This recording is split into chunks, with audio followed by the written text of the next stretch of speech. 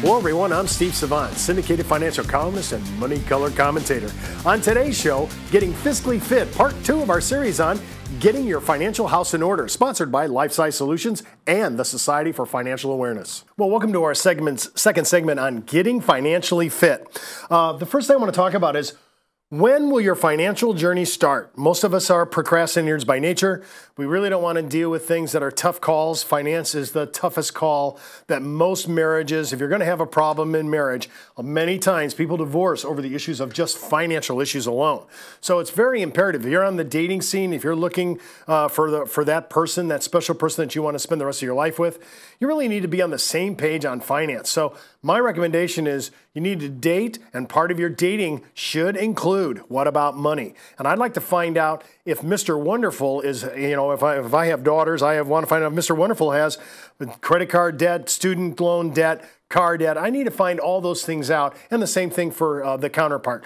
So when I'm looking at this, it really requires a commitment. And I can't stress this. This is one of those things where some people, when they get it so bad and they're so behind in their finances, they really determine, this is it. I'm going to really, from now on, I'm going forward. And I'm going to do the right thing because I need to get out of debt and get my finances in order. Now listen, procrastination. I'm not going to say it's easy. It isn't easy. Think about this. If you were trying to get to $1 million and you were, let's say it's 30 years, it may cost you about $1,000 a month, right, to put that money away.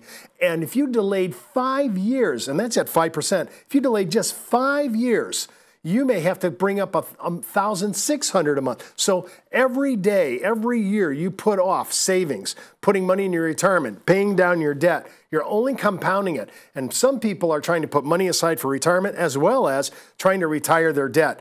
It's very hard to do both. It can be done, but you have to be strategic and you have to think through. Planning can be confusing. I'm not going to say it's easy, but at the beginning of the state, you have to have some basic rules of thumb, and that is we can't spend more than we take in. And you say, well, Steve, that's easy to understand, but when you think about it, the American consumer almost has $1 trillion in debt right now, so it really matters. Getting financially fit. Now, when I'm thinking about fit, don't you think about it when you were trying to get in shape, sometime around January after the holidays, everybody wants to lose that extra 10, 12 pounds that they put on, going to all the parties and eating fantastic food.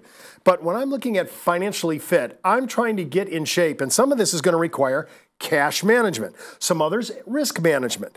We're going to have to do accumulation goals, set accumulation goals. We're going to have to do retirement thinking. We're going to have to think about estate planning. What am I going to do to transfer my assets to my children, my grandchildren, to the charity of my choice? So when I'm looking at it, I'm looking at all these challenges. The first thing I want to do is gain control.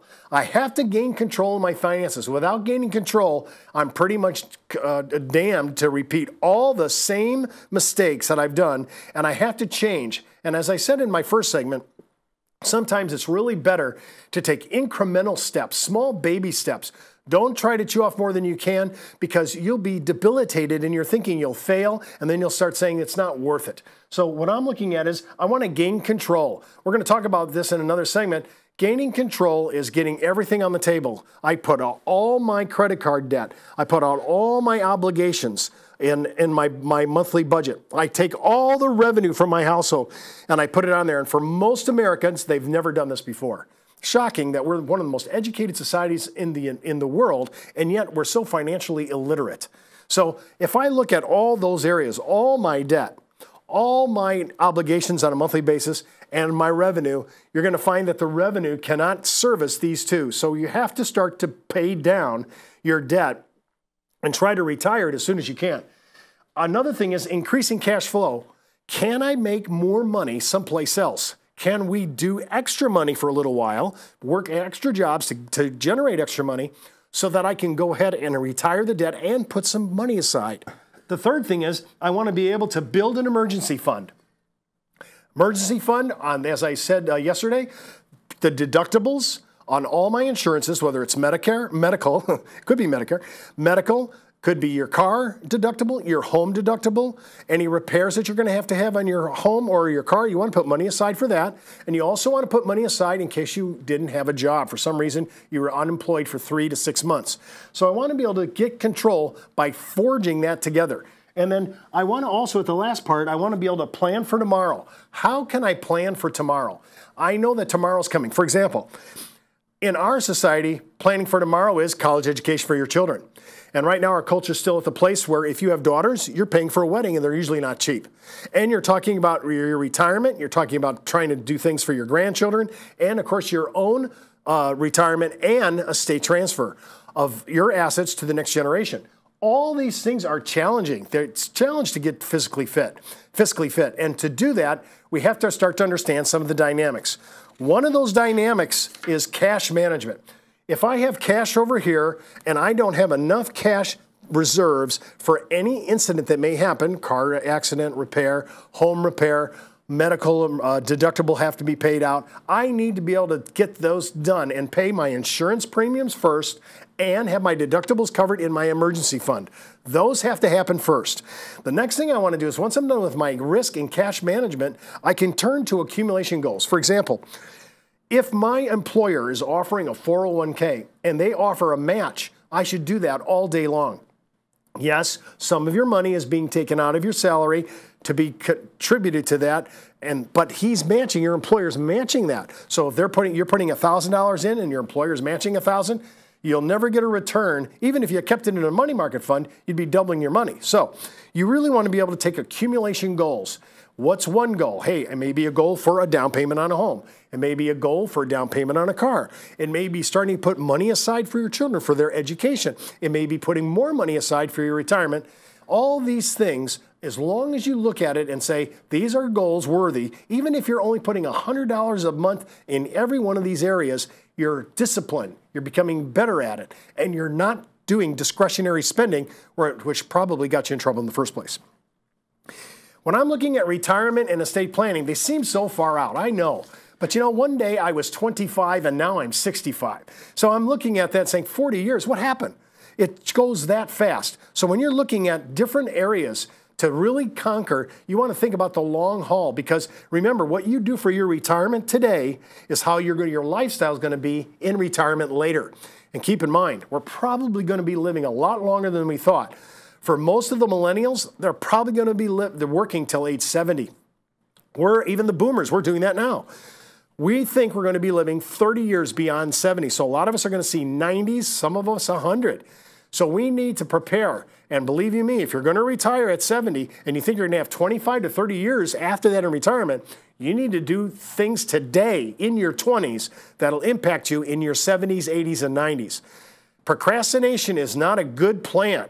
You can't put off the inevitable. We'll all be retiring someday. So you have to be able to start thinking about this. But first things first, I want to be able to lay down an emergency fund to cover all my insurance deductibles, all my repairs, and about 3 to 6 months out, if I lost my job, I want to be able to have enough money in my emergency fund, and that fund has to be hands-off. It can only be used for that, not discretionary spending. The second thing is, discretionary spending, remember, it's an impulse buy. Generally, we need to get into a discipline where it doesn't matter what commercial comes on, we have shut down our soul to the invasion of marketing and trying to make us buy things we don't need. I know it's tough. What is a need and what is a desire? It's so difficult to make that decision sometimes. Our needs, it seems to be needy, and then we want this because it seems like such a great desire and it overpowers our logic. So when I'm thinking of my needs, I know what my needs are, and I have a rational reason for those, and I have a logical reason of why I have those as necessary.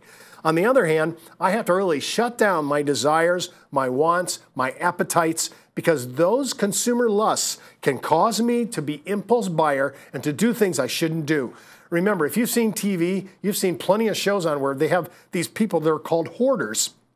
They bought all these goods and groceries and things and material things, and they have them all over their home, and some of them never opened them up. So when you think about it, there are psychological issues here that we have to look at, and we want to be able to come to a place that our disciplines and our behaviors are going to agree with what we need, we're not going to cater to what we desire or want. When we get into discretionary, when we're done making our commitments and all the things that we need to do, then we can start spending a little on the side. We want to go on vacations, but we have to be moderate about it. We want to be able to do things for our kids and our grandkids, but we need to be moderate about it. We can't toe the line and try to compete with the Joneses next door. Your competition is only yourself. The only person that got us in trouble in finance, well, I look in the mirror and I say, that was you who did that. So when I'm looking at this, getting fiscally fit is to face the realities of what we need to do and then to get down to business and open up a budget, an emergency fund, and start putting money aside to reduce debt and to save money for the future. Don't forget to watch our next segment on overcoming financial challenges, part 3 in our series on getting your financial house in order. And keep in mind, before moving forward with any of the ideas on our show, always check with your tax consultant, legal counsel, or financial advisor. You've been watching Steve Savant's Money, the name of the game.